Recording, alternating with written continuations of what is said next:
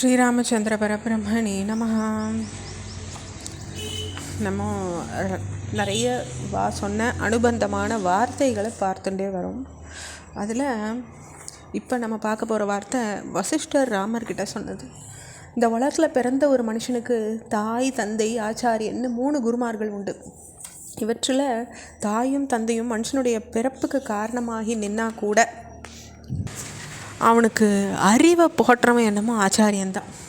அதனால் 3 பேரில் அவரே வசதியானவர்னு சொல்லப்பட்டிருக்கு அப்படின்னு வசிஷ்டர் ராமர்கிட்ட சொல்கிறார். அதே மாதிரி ராமர் வசிஷ்டர்கிட்ட சொன்னதாக வருது. தங்களால் இயன்றது எல்லாத்தையும் மிச்சம் வைக்காமல் மகனுக்கு தந்துடுற தாய் தந்தையினுடைய கடன் ஒரு மகனால் தீர்க்க முடியாததுன்னு ராமர் வசிஷ்டர்கிட்ட சொல்கிறார். அடுத்த வார்த்தை ராமர் பரதன் கிட்ட சொன்னதாக வருது. தந்தை ஒரு பொருளை விற்றாலோ வாங்கினாலோ அடமானம் வச்சாலோ அந்த பரிவர்த்தனையை மறுதளிக்கிற உரிமை மகனுக்கு கிடையாது. இந்த விஷயங்களுக்கே எப்படின்னாக்கா தந்தையின் சொல்ல மாத்திர உரிமை மகனுக்கு நிச்சயமாக இருக்கவே முடியாது அப்படின்னு ராமர் பரதன் கிட்ட சொல்கிறார். அடுத்த வார்த்தை அனுசியா தேவி சீத்தை கிட்ட சொல்கிறதா வருது. அத்ரி மகரிஷினியுடைய மனைவி அனுசியா தேவி சீத்தை சந்திச்சாங்க இல்லையா, அதை நம்ம இப்போ பார்க்குறோம். அப்போ அனுசியா தேவி சொல்லியிருக்காங்க, நாட்டில் இருந்தாலும் காட்டில் இருந்தாலும் மேன்மையான நிலையில் இருந்தாலும் தாழ்வான நிலை அடைஞ்சாலும் கணவன் மேலே மாறாத அன்பு கொண்ட பெண்மணி எல்லா நலன்களையும் கண்டிப்பாக பெற்றுக்கிறாள். மேன்மை கொண்ட குணமுடைய பெண்கள் கணவன் எந்த கதியில் இருந்தால் கூட சரி, அவன் எத்தகைய குணங்களை கொண்டவனானா கூட சரி, அவனை தெய்வமாக மதிப்பாங்க. அழியாத பலனை கொடுக்குற தவங்களை போல் ஒரு பெண்ணுக்கு நலனை எல்லாம் தர்றவன் கணவன் தான் அப்படின்னு அனுசியா தேவி சீத்தைக்கிட்ட சொல்கிறாங்க. அடுத்த வார்த்தையும் அனுசியா தேவி சீத்தைக்கிட்ட சொன்னது தான். ஆசையினால் உந்தப்பட்டு நடந்துக்கிற தீய பெண்மணிகள் கணவனை தெய்வமாக மதிக்காமல் நல்லது கெட்டதுன்றதை பார்க்காம அவன் மேலே அதிகாரம் செலுத்த முற்படுறாங்க.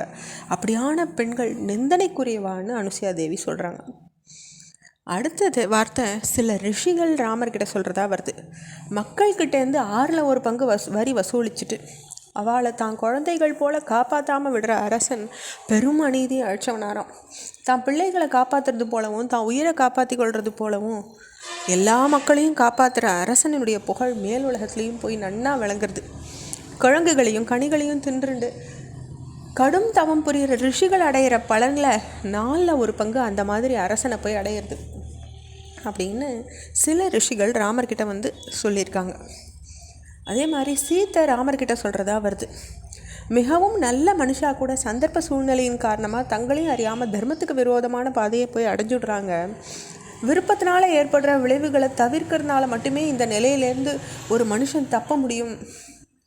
விருப்பத்தினால விளையிற தவறுகள் 3: பொய் பேசுறது, பிறன் மனைவியை அடையிறது, விரோதம் இல்லாமையே ஒருத்தனை கொடுமைக்கு உள்ளாக்குறது அப்படின்னு சீத்தை ராமர்கிட்ட சொல்லியிருக்காங்க. அடுத்த வார்த்தையும் சீதாதேவி ராமர்கிட்ட சொன்னது தான். தீயின் அருகில் வைக்கப்படுற எரிபொருள் அந்த அக்னியின் வேகத்தை வளர்க்குறது. சத்திரியனுக்கு அருகில் வைக்கிற வில்லு அவனுடைய சூரத்தன்மையை வளர்க்குறது. ஆயுதங்களை கையில் ஏந்தின பிறகு ஒருத்தன் அமைதியை நாடுறதுன்றது ரொம்ப கஷ்டமான காரியம். ஆயுதத்தின் சேர்க்க தீயோடு கூடி நிற்கிறது போன்றது தான் அப்படின்னு சீதாதேவி ராமர்கிட்ட சொல்லியிருக்காங்க. அடுத்த வார்த்தையும் அவங்களோட தான் ராமர்கிட்ட தான்.